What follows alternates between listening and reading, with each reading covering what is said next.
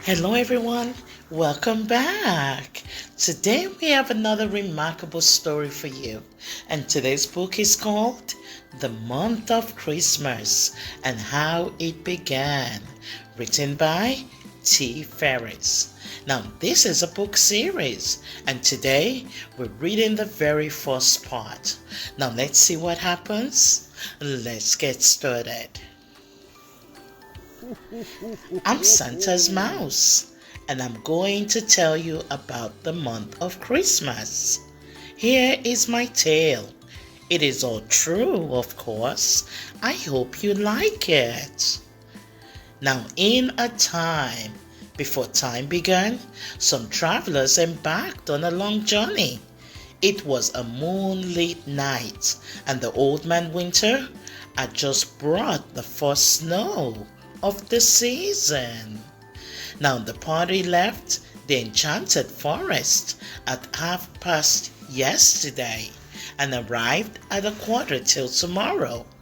Now they all loved the cold and snow, as do the reindeer that they brought with them. The place they settled in is called the North Pole by some. Now for safety, the Nutcracker and his soldiers lead the way. No one was sure what they would find. They were accompanied by 5 fairies, and their magic made the Nutcracker sleigh easily glide along in the new falling snow, almost like it was flying. And behind them were a dozen elves in a large sleigh pulled by reindeer. There were 2 woodworkers, 2 cobblers, 2 tailors, 2 bakers, 2 confectioners, and 2 reindeer keepers, and all were masters of their crafts. Now other elves came along, also in sleighs pulled by reindeer. They were helpers for the craftsmen elves, dashing through the snow in one reindeer open sleigh. Over the fields they went, laughing all the way. The bells on the reindeer rang and made their spirits light. It was so much fun. All the elves sang a sleigh song that night, Jingle Bells. Did you know Jingle Bells was written down in 1857 by James Lord Pierpont? And as the elves tell it, one snowing evening, Pierpont was half asleep when he heard bells and 2 little voices outside his window singing.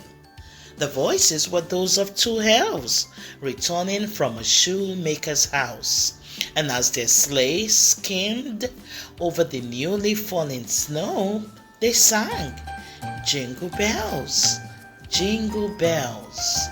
Now Pierpont then fell asleep, and when he awoke, he wrote down the song as he remembered it. Now, did he dream it all? In the last sleigh was a jolly old elf and his wife. His name is Santa Claus, and he is the master of all crafts. He is especially skilled at making toys. He was also the elf that all the others looked up to, because he was kind and generous, as was his wife. His sleigh was pulled by 8 tiny reindeer, and his dog, Fudge, sat in front of the sleigh. Upon arriving at the North Pole, the elves built houses for themselves, and barns and corrals for the reindeer. To light and warm their homes, the elves catch sunbeams. The sunbeams come through their windows and form a sun bead in jars on tables. And as it becomes dark, the sun beads glow with a warm, soothing light.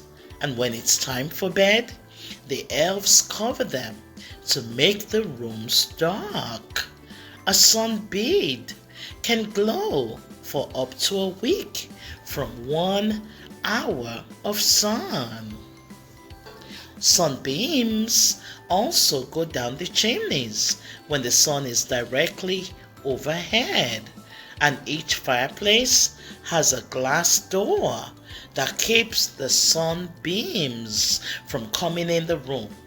The sunbeams warm the elves' homes all year long at the cold North Pole.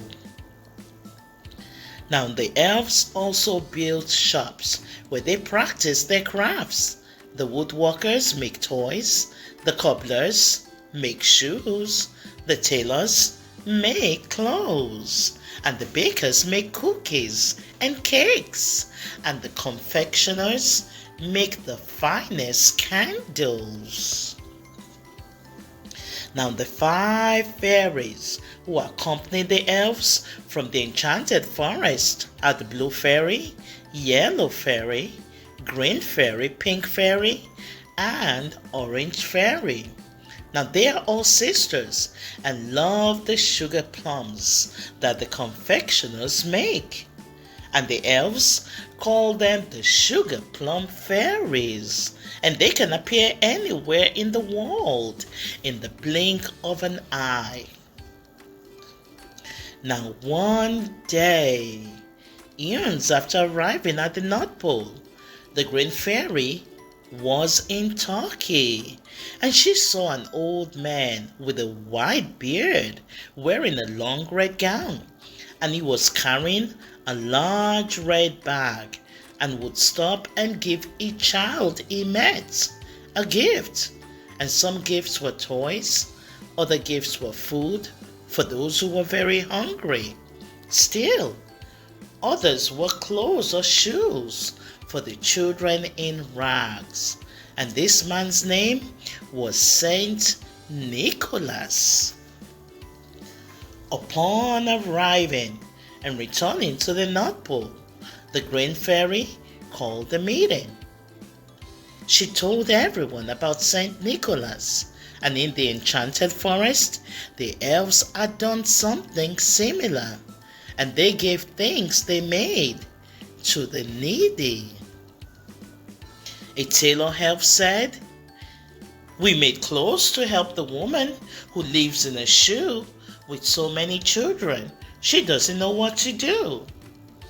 And Mrs. Claus continued, "And I brought them food so they would have more to eat than bread without any broth before they went to bed." And the woodworker elf told his story. "I made a puppet that looked like a boy for the poor old woodcarver who wanted a son." And the blue fairy continued, "And I made the puppet come alive. I told him if he behaved, I would turn him into a real boy. Now after some troubles, he straightened up, and now he's a real boy. And the woodcarver is so happy, as is the boy." Now one baker elf said, "We made dog biscuits for old Mother Hubbard, and when she looked in a cupboard, she had none, and her dog was very hungry." And the other said, "We also gave a poor hungry dog a bag of biscuits.